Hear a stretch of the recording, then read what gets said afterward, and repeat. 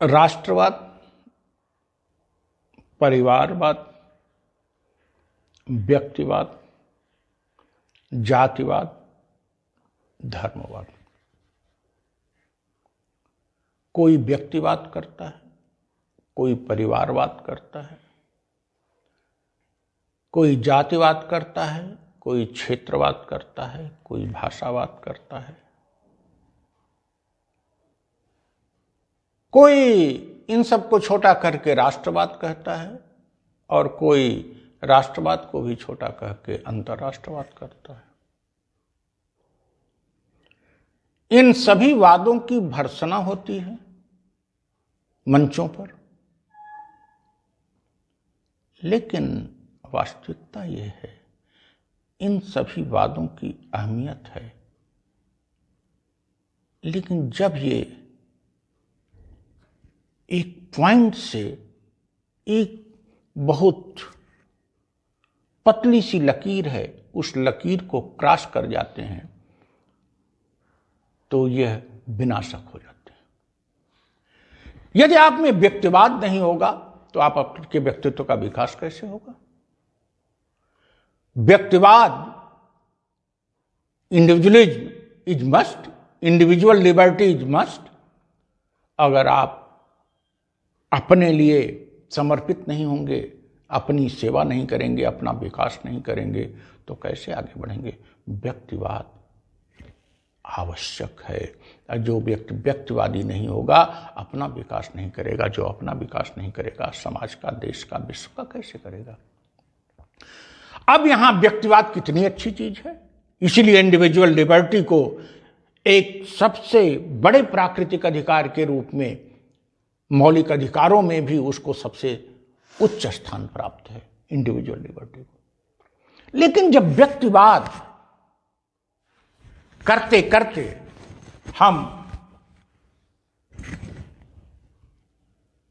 अपनी परिधि को लांघ जाते हैं और अन्य व्यक्तियों के साथ जब हम अन्याय करते हैं, पक्षपात करते हैं, अर्थात हम व्यक्तिवाद करते करते इतना आगे बढ़ जाते हैं कि अपने हित की पूर्ति करते हुए, अपने स्वार्थ साधन की पूर्ति करते हुए नैतिक मूल्यों को भूल जाते हैं, न्याय को भूल जाते हैं और अन्य लोगों के साथ अन्याय होने लगता है, तो यह व्यक्तिवाद बहुत बुरी चीज हो जाती है। ऐसे ही हम गृहस्थ जीवन का सफलतापूर्वक निर्वहन तभी कर पाएंगे जब हम परिवारवादी होंगे, अपने परिवार की सुरक्षा, संरक्षा, उनके हितों की पूर्ति करेंगे। लेकिन अपने परिवार के हितों की पूर्ति करते करते जब हम उस सीमा को लांघ जाएंगे, अपने पड़ोसी के साथ, अपने अन्य लोगों के साथ बेईमानी करने लगेंगे, पक्षपात करने लगेंगे, तो परिवारवाद बहुत बुरी चीज हो गई।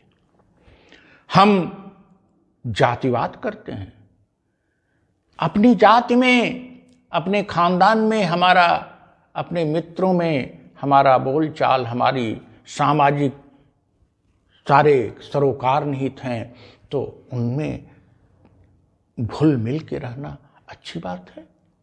लेकिन जब जातिवाद करते करते हम अन्य जातियों के विरोधी हो जाते हैं, अन्य जातियों के साथ पक्षपात करते हैं, एक जात दूसरे जात में विभेद करने लगते हैं, तो यह विध्वंसक हो जाता है, यह समाज के लिए विनाशकारी हो जाता है। अपनी भाषा को संयोजित करना, संरक्षित करना हमारा धर्म है, लेकिन अपनी भाषा को बढ़ाने के लिए अन्य भाषाओं का हम जब अपमान करते हैं, उनका विरोध करते हैं, तो ये गलत हो जाता है। ऐसे ही अपने धर्म का पालन करना हमारा कर्तव्य है, लेकिन अपने धर्म का पालन करते हुए, अपनी धार्मिक परंपराओं का निर्वहन करते हुए अन्य धर्मों की परंपराओं का अपमान करने लगते हैं, तो यह विनाशकारी हो जाता है।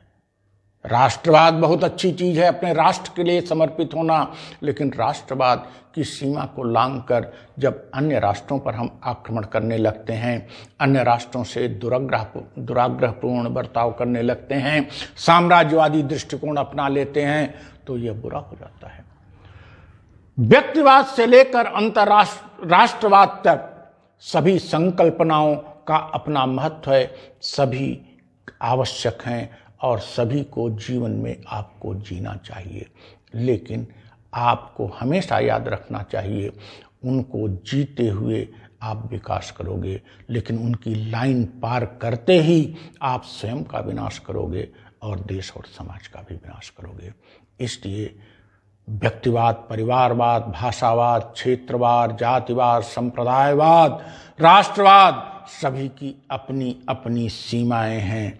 उन सीमाओं के अंदर सबका पालन करना आपके विकास का सूचक है, आपकी प्रगति का सूचक है, आपके सामंजस्य का सूचक है, आपकी जीवंतता का सूचक है।